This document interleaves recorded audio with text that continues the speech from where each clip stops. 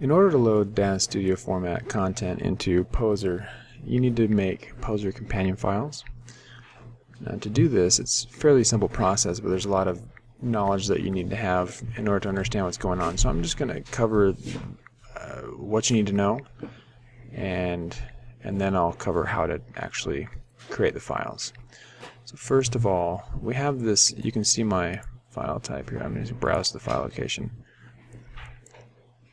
Our content will have an extension of .duf, and these files are not recognized in Poser. We've written an importer for this file format in Poser that will bring it in and make it work.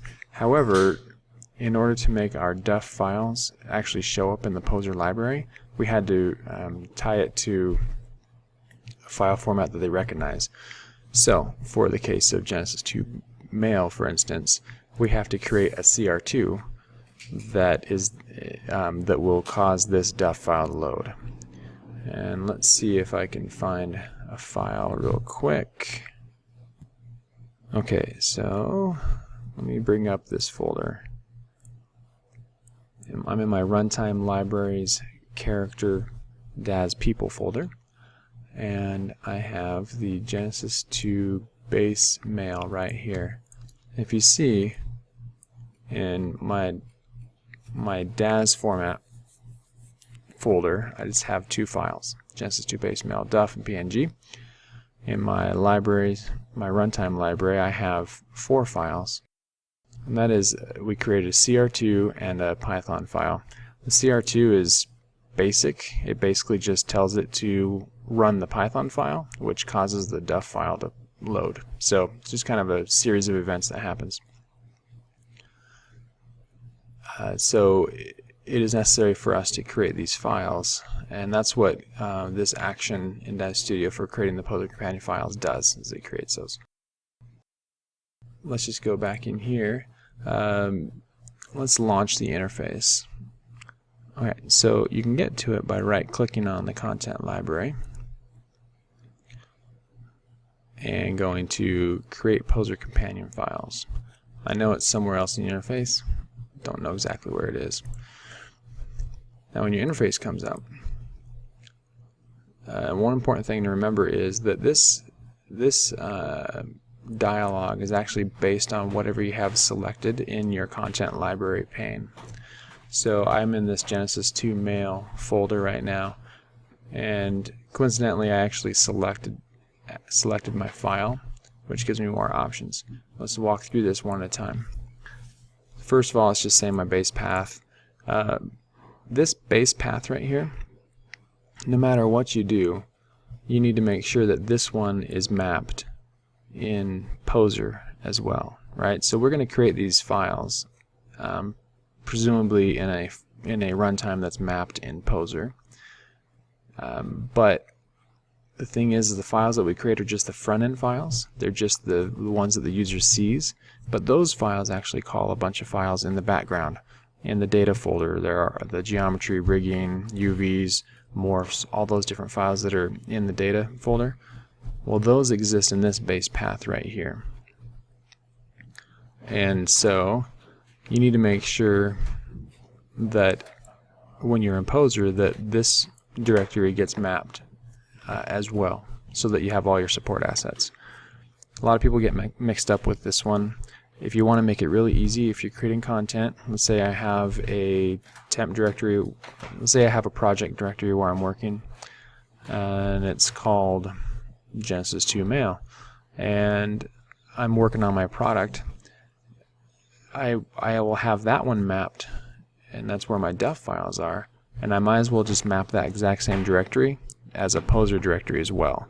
That way it does double duty, and all my files are going to end up in one directory, so that when I go to Poser I only have to map one.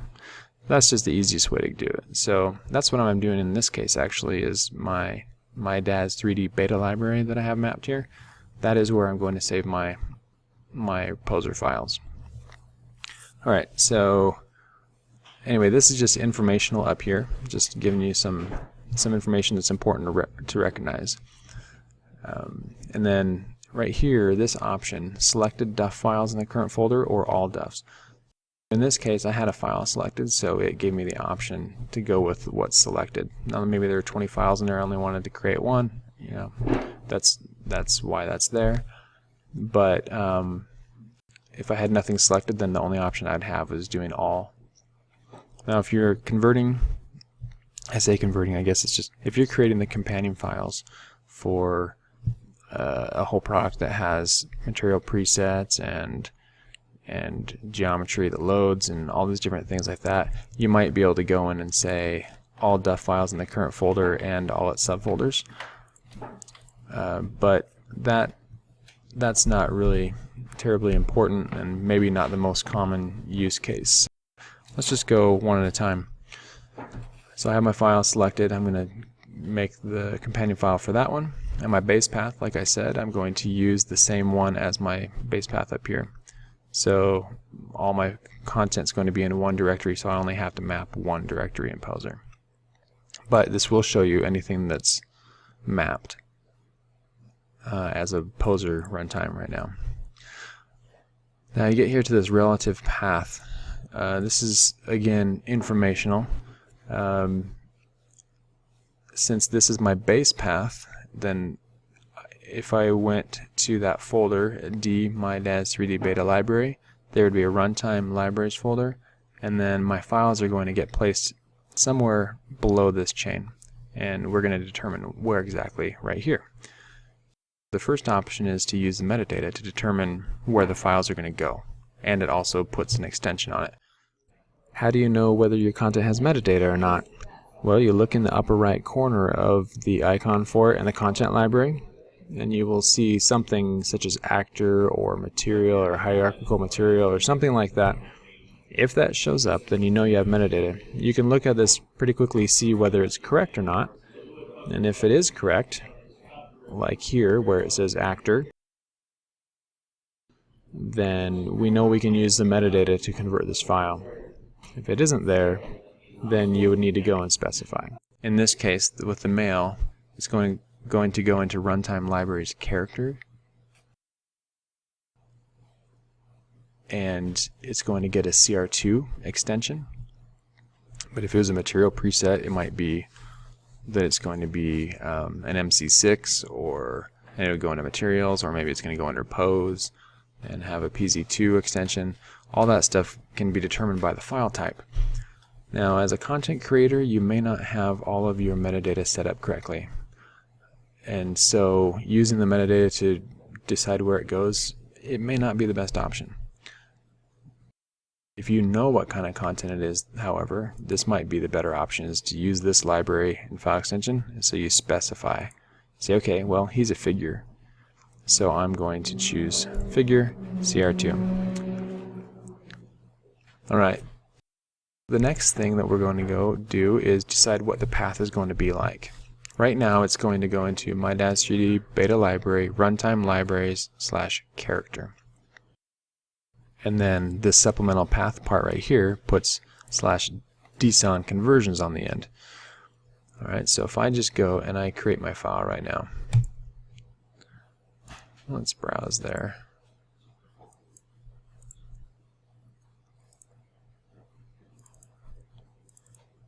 Runtime libraries, character, DSON conversions, and there he is. That's probably not the best place to put it. You probably want to put it in some place more, that follows conventions of previous products. So you have a couple of choices here. One, I'm here.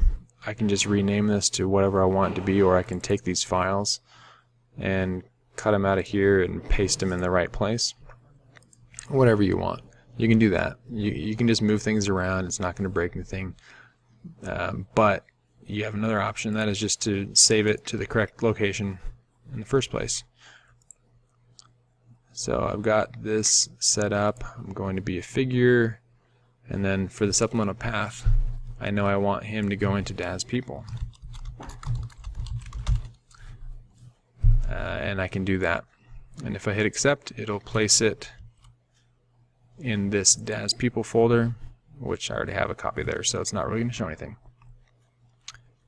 But that's what it'll do. This will get tagged onto the end of the path that we have. Now another option that we have, which is kind of cool, is maybe my files are in a product folder already. Maybe my product is Genesis 2 mail. Well, if I copy the relative source path, it's going to use this relative path. So it's going to be my DAS 3D beta library / runtime libraries character DAS people, and then it puts this path on the end. People Genesis 2 mail. Obviously that gets a little weird. Maybe that's not what I want. So I can delete this, and now it's just this is going to get tagged on there.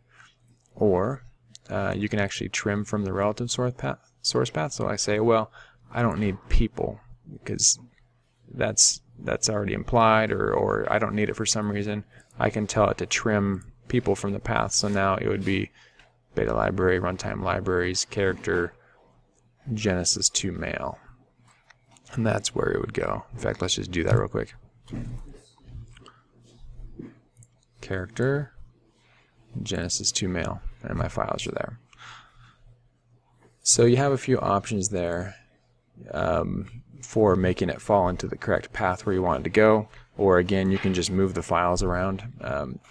But once you've done this, you've got these 4 files, and you can just go into Poser and browse to these, and you'll see the CR2 in your library, and you just load it, and the DSON importer will in the background go and do the magic that it needs to do to cause the def file to actually load into Poser.